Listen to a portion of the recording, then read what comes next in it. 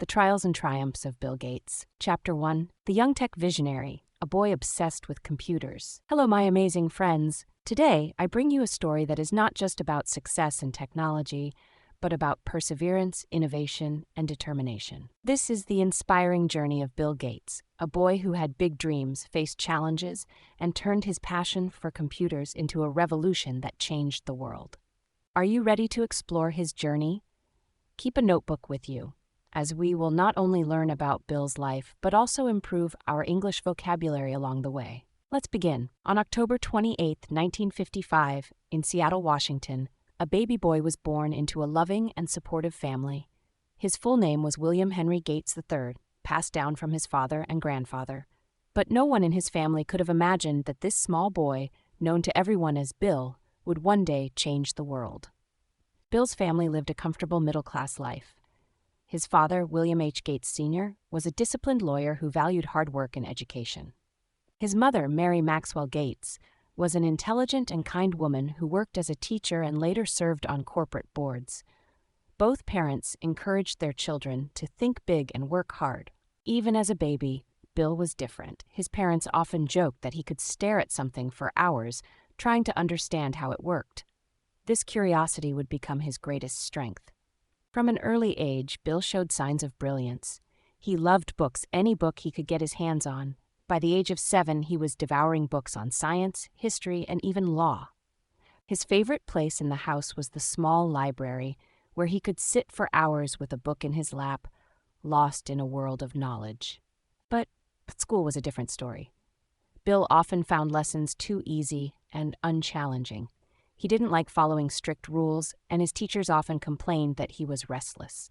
One day, when he was just 9 years old, a teacher noticed that he always looked distracted in class. "Bill, why do you always seem lost in thought?" she asked. Without hesitation, Bill confidently replied, "Because I've already read the book." His parents knew that Bill needed something more stimulating, so they decided to enroll him in the prestigious Lakeside School, a school known for nurturing bright students. Chapter 2, First Failure. Lessons from a Teenage Entrepreneur. At Lakeside School, Bill discovered something that fascinated him even more than books: computers. In the late 1960s, computers were rare. Large machines that filled entire rooms and were usually found only in big companies or universities. But Lakeside had one, and from the moment Bill laid eyes on it, he was hooked. The first time he touched a computer keyboard, he felt as if he had discovered magic. He spent hours in the computer room, learning how to program. He was so passionate that he skipped other classes just to spend more time with the machine. At first, his teachers were annoyed, but soon they realized that Bill had a special talent. One day, his math teacher watched him work on the computer and said, "Bill, you might just change the world someday." As Bill's fascination grew, so did his ambitions. At the age of 13, he created his first computer program, a simple game of tic-tac-toe where a user could play against the computer. But he wasn't satisfied with just games. He wanted to build something bigger. Together with his close friend, Paul Allen, Bill started working on a software program that could predict and automate traffic patterns. Excited, they worked tirelessly, convinced that this was their big breakthrough. But the project failed. Investors rejected them. Experts dismissed their idea as impractical.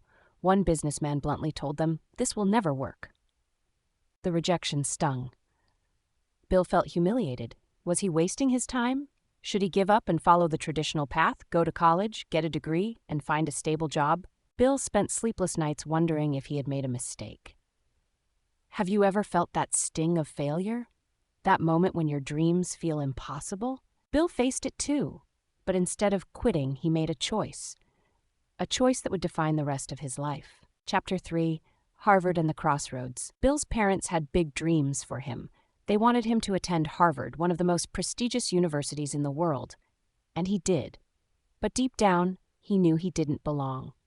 While his classmates were focused on academics, Bill spent every spare moment in the computer lab, completely immersed in programming.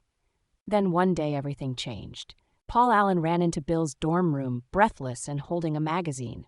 "Bill, look at this!" he exclaimed, pointing at an article about the Altair 8800, the first personal computer. "This is our chance!" Bill's mind raced. What if they could develop software for this new computer? What if this was their moment? The idea was risky. Dropping out of Harvard to start a company was unheard of. "Are you crazy?" his parents asked when he told them his plan. But Bill had already made up his mind. He packed his bags, left Harvard, and moved to Albuquerque, New Mexico. With nothing but passion and determination, he and Paul founded Microsoft. Chapter 4: Microsoft's Early Days, Struggles of a Startup. Paul Allen imagined what his parents must have felt. They were disappointed and worried. His mother said, "Bill, what are you doing? Harvard is your future." But Bill replied, "Mom, this is my future. Computers are my passion, and I can't let this opportunity slip away." Leaving one of the best universities in the world to start a company with no guarantees was a big risk, but Bill had faith in his vision. That same year, Bill and Paul started a company they called Microsoft, which stood for Microcomputer Software. Their goal was simple: to create software for personal computers. The first few months were tough. They had no office, no money, and no team, just two young men with a dream. Bill worked day and night, writing code and meeting potential clients, while Paul focused on building partnerships and spreading the word about their company. Their hard work paid off when the Altair 8800 program became a success, and soon other companies started noticing Microsoft. As Microsoft grew, Bill realized he couldn't do everything alone. He needed a team of talented people who shared his passion for innovation. He started hiring the best programmers and engineers he could find. Bill was a tough boss. He demanded excellence and worked harder than anyone else. He often stayed in the office until 2 or 3 a.m., making sure every line of code was perfect. He believed that if you want to achieve greatness, you have to give your best effort every single day. Chapter 5: The IBM Deal, How One Decision Built an Empire. IBM was the biggest name in computing. They needed software for their new personal computer, and they wanted Microsoft to provide it. Bill saw an opportunity others didn't. Instead of selling IBM the rights to his software, he made a bold move. He licensed it. This meant Microsoft would keep control of the software, setting the stage for an empire. The decision was revolutionary. Soon, Microsoft's operating system, MS-DOS, became a standard in every IBM PC. The company skyrocketed, and Bill became a rising star in the tech world. But with success came new challenges. The competition grew fiercer, every mistake was magnified, and then the lawsuits began. Chapter 6: Controversy and Setbacks. As Microsoft grew, so did its enemies. Rivals accused Bill of monopolistic practices, dragging him into high-profile legal battles. The media painted him as ruthless, a businessman willing to crush anyone in his way. The stress took its toll. "Maybe I'm not the right person for this," he admitted to a friend one night. For the first time in years, doubt crept in. But Bill didn't back down. He adapted, refined Microsoft's strategies, and kept moving forward. And in the end, he won. Chapter 7: A Life Beyond Business. Despite his success, Bill valued his personal life. In 1994, he married Melinda, and together they raised 3 children. Family dinners were sacred in their household. No matter how busy he was, Bill always made time to sit with his kids, talk about their day, and share laughter. He didn't want his children to grow up entitled.